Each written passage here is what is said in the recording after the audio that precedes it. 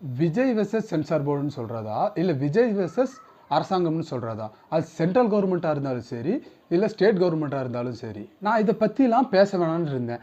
ஏன்னா சென்சார் போர்டுனா நம்ம சினிமா பற்றி தானே, அதனால் இதை பற்றி பேச வேணான்னு இருந்தேன்.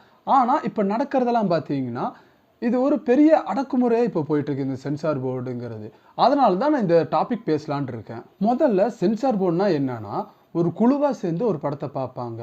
படத்தை பார்த்துட்டு அந்த படம் எந்த கேட்டகரிக்குள்ளே வருது அப்படின்னு சென்சார் போர்டு தான் சொல்லுவாங்க. அதாவது அடல்ட் படமாக இருந்துச்சுன்னா 18+ம், அதுக்கப்புறம் ரத்தம் தெறிக்கிற மாதிரி படங்களாக இருந்துச்சுன்னா அதுக்கு ஒரு கேட்டகரியும், அதுக்கப்புறம் கெட்ட வார்த்தை பேசுகிற மாதிரி இருந்துச்சுன்னா அதுக்கு ஒரு பீப் சவுண்டும் கொடுத்தோம், அதுக்கப்புறம் கொஞ்சம் அரைகுறையாக ட்ரெஸ்ஸு போட்டு அந்த மாதிரி வந்தாங்கன்னா அதை பார்த்தீங்கன்னா கொஞ்சம் பிளர் பண்ண மாதிரி இருக்கும். அதுவும் கொஞ்சம் கொடுக்குறதும் பார்த்தீங்கன்னா நம்ம சென்சார் போர்டு. ஆனால் இப்போ இருக்கிற சென்சார் போர்டு இதெல்லாம் கவனிக்கிறாங்கன்னு நீங்கள் நினைக்கிறீங்களா?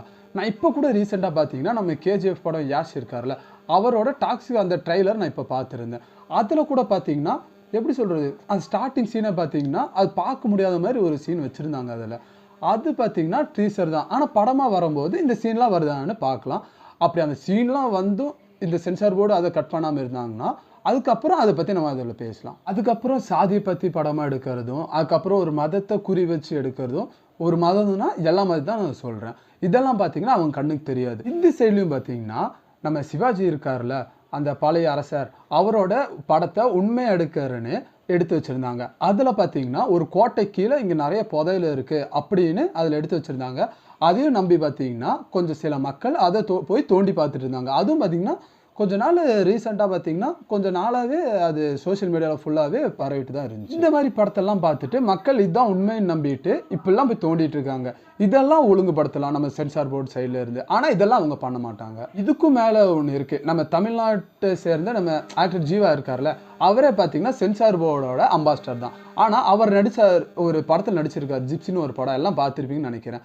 அதுலேயே பார்த்தீங்கன்னா 48 கட்டு பண்ணியிருக்காங்க அந்த படத்துக்கு. ஆனால் அவர் படத்துக்கே பார்த்தீங்கன்னா 48 கட்டு பண்ணியிருக்காங்களாமா. இந்த சென்சார் போர்டோட அம்பாஸ்டருக்கே இந்த நிலைமை தான். நம்ம வேற எல்லா நடிகருக்கும் நம்ம நினைக்கும் போது எனக்கு தலை சுற்றுது.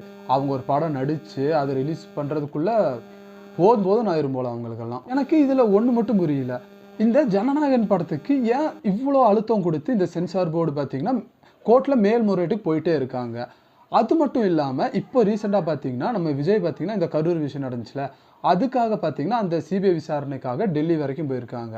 அது மட்டும் இல்லாமல் இந்த வருஷத்தில் பார்த்தீங்கன்னா எலெக்ஷன் வேறு நடக்க போகுது.